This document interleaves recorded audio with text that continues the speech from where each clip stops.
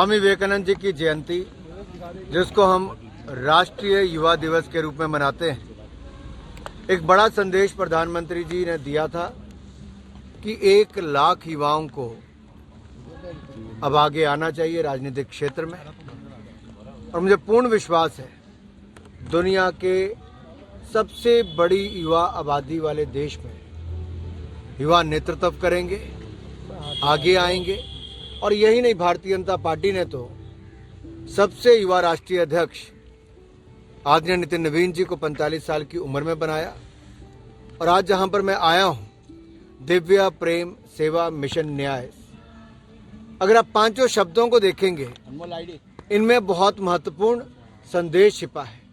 दिव्या, प्रेम, सेवा, मिशन, न्याय, ये अपने आप में बहुत कुछ कहता है। और भाई आशीष जी का जीवन, जो कुष्ठ रोगियों के सेवा के लिए, उनके परिवार के बच्चों की शिक्षा के लिए और ऐसे अनेकों कार्यक्रम जो उन्होंने राष्ट्रीय स्वयंसेवक संघ की सोच को आगे बढ़ाते हुए सेवा भाव से शुरू किए हैं, वो आज के युवाओं के लिए एक बहुत बड़ी प्रेरणा है।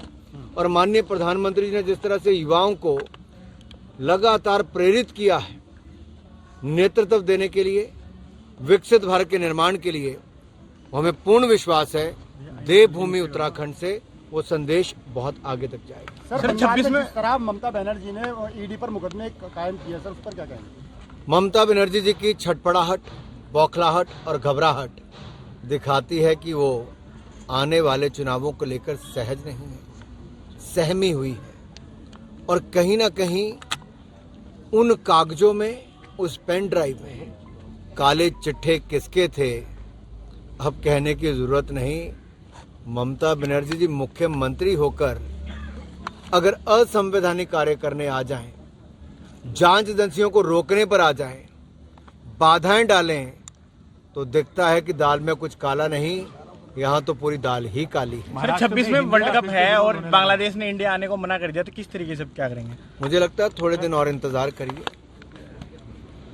आईसीसी इस पर अपना निर्णय भी देगी और जो भी होगा वो बिल्कुल ठीक ही होगा। सर एक बार फिर राजौरी की जो लाइन ऑफ कंट्रोल है वहां पर पाकिस्तान के ड्रोन देखे गए हैं, आप किस तरह देखते हैं? अगर पाकिस्तान को फिर एक बार पिटाई कराने की इच्छा है, धुलाई करवाने की इच्छा है, तो मुझे लगता है वो कोशिश करेगी। ऑपरेशन सिंदूर में पाकिस्तान की हवाई पट्टियों को हमने बैलगाड़ी चलने लायक छोड़ा है। इससे पहले एयर स्ट्राइक और सर्जिकल स्ट्राइक घर में घुसकर की है। और पाकिस्तान जो 2 रोटी के लिए मजबूर है, जहां पर महंगाई चरम सीमा पर है, भ्रष्टाचार सिर चढ़ के बोल रहा है, आज उसकी इतनी हिम्मत नहीं कि वापस भारत की ओर आंख उठाकर देखे। अनुराग जी, महाराष्ट्र में हिंदी का विरोध होने लगा। उद्धव ठाकरे का कहना है कि अगर हिंदी लागू की तो राज्य की संस्कृति पे हमला होगा। मुझे लगता है कुछ लोग राजनीति के लिए अगर बोली पर, भाषा पर, इन पर प्रश्नचिन्ह खड़ा करते हैं, वो उनकी सोच उतनी हो सकती है। प्रधानमंत्री नरेंद्र मोदी जी तो स्वयं कहते हैं सबको अपनी मातृभाषा को बल देना चाहिए, उनके राज्यों में जो भी भाषाएं बोली जाती हैं उनको बल देना चाहिए। और हमारी सरकार ने तो, आप देखिए, हमारे महाराष्ट्र में भी जो मेडिकल की शिक्षा है उसको हिंदी में, कोर्ट के जो निर्णय हैं उनको भी उस तरह से करके किया। तो हम तो सभी बोलियों और भाषाओं को बल देने वाले लोग हैं, लेकिन कुछ लोग राजनीतिक रोटियां सेकने के लिए स्थानीय मुद्दे उठाते हैं, कभी उत्तर भारतीयों पर उठाते हैं, जबकि अगर उत्तर भारतीय हट जाए तो वहाँ की अर्थव्यवस्था पर क्या फर्क पड़े, साफ दिखता है।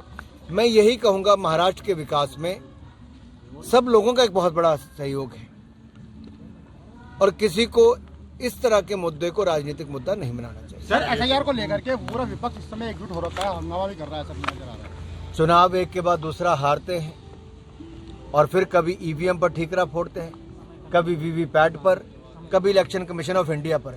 ये वो लोग हैं जिनको भारत की जनता नकारती है, लेकिन ये भारत से बाहर जाकर भारत की संवैधानिक संस्थाओं पर प्रश्न चिन्ह खड़ा करते हैं, भारत को बदनाम करने का काम करते हैं और जो भारत विरोधी ताकतें हैं उनके साथ जुड़ जाते हैं, कभी सोरोस के सुर के साथ सुर मिलाते हैं।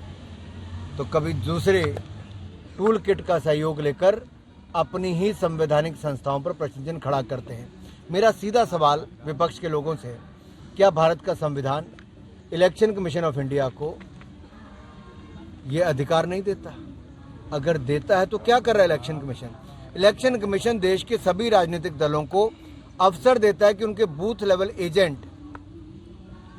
उनको एक लिस्ट दी जाती है कि क्या ये लिस्ट सही है, इसमें एडिशन या डिलीशन, जोड़ना या कटवाने का काम वो कर सकते हैं। विरोध कर रहे हैं तो क्यों नहीं करते? अगर उन राजनीतिक दलों के पास कार्यकर्ता खत्म हो गए, बूथ लेवल एजेंट खत्म हो गए, तो उसमें हमारा कसूर क्या है? अगर हैं और काम नहीं करते हैं तो उनका कसूर है। और बिहार में भी जब सूचियां दी गई, इनमें से किसी ने विरोध नहीं किया। चुनाव हुए, निष्पक्ष चुनाव हुए, किसी ने विरोध नहीं किया। मतदान के बाद नतीजे आए तब किसी ने विरोध नहीं किया।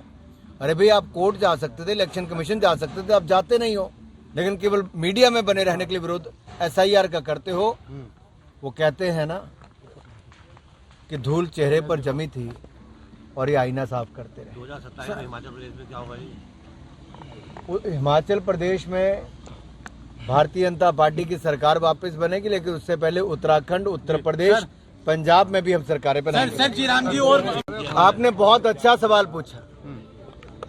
दुनिया का एकमात्र दल कांग्रेस पार्टी है जो गरीब का विरोध करती है और गरीबी के सहारे अपनी राजनीति करती है। गरीब को राहत से कांग्रेस को आहत होती है और विकसित भारत, जी राम जी, गारंटी फॉर रोजगार एंड आजीविका मिशन ग्रामीण, इसका विरोध क्यों करते हैं? अगर इसमें 100 दिन की बजाय 125 दिन रोजगार जी राम जी में मिलेगा, दिहाड़ी पहले से ज्यादा मिलेगी, 15 दिन की बजाय 7 दिन में आपको मानदेय मिलेगा, अगर विलंब होगा तो ब्याज समेत मिलेगा, और जियो टैगिंग इसके साथ होगी और आधार कार्ड के साथ इसको जोड़ा जाएगा, बैंक खाते में आपका पैसा आएगा, विकसित गांव का निर्माण होगा। और यही नहीं, विकसित भारत के निर्माण में विकसित गांव और विकसित जो गांव की जो प्रोग्राम कमेटी है वो बनाई जाएगी। मैं इतना ही कहूंगा, ये विरोध के नाम पे विरोध करें। सर लेकिन मल्लिकार्जुन खड़गे जी कह रहे हैं कि गरीबों का हक छीना जा रहा है। मैं इतना नहीं, मैं आप भाई साहब एक मिनट रुकिए ना। मैं मल्लिकार्जुन खड़गे जी से सवाल पूछना चाहता हूं कि 1989 में आपने योजना का नाम रखा जवाहर रोजगार योजना। महात्मा गांधी याद नहीं आए? 1999 में इसका नाम रखा गया जवाहर रोजगार समृद्धि योजना। फिर 2001 में नाम रखा गया पूर्ण ग्रामीण समृद्धि योजना, फूड फॉर वर्क योजना नाम रखा गया। 2004 में नरेगा नाम रखा, national rural employment guarantee act, तब भी महात्मा गांधी याद नहीं आए। 2009 में जाके महात्मा गांधी जी का नाम जोड़ा। ये कांग्रेस पार्टी है, सारे नाम इन्होंने इंदिरा जी, राजीव जी, जवाहर जी के नाम पे रखे। महात्मा गांधी जी का नाम तो इनको 2009 में याद आया। और मैं इतना जरूर कहूं, जो स्वयं इकलौते चुनकर पार्लियामेंट में पहुंचते हैं, अगर उनका ये बयान है तो लोकतंत्र में मैं इतना ही कहूंगा, जीवंत लोकतंत्र में, भारत जैसे लोकतंत्र में नरेंद्र मोदी जैसे व्यक्ति जो जमीन से जुड़े रहे, गरीब परिवार से आए, चाय बेचने से लेकर संगठन के कार्य तक काम किया, आज उन्होंने देश के विकास के लिए अपना जीवन खपा दिया। अगर वो देश का कल्याण कर सकते हैं तो अगले कई सालों तक तो किसी और का नंबर आने वाला नहीं है। मोदी है तो देश का विकास है।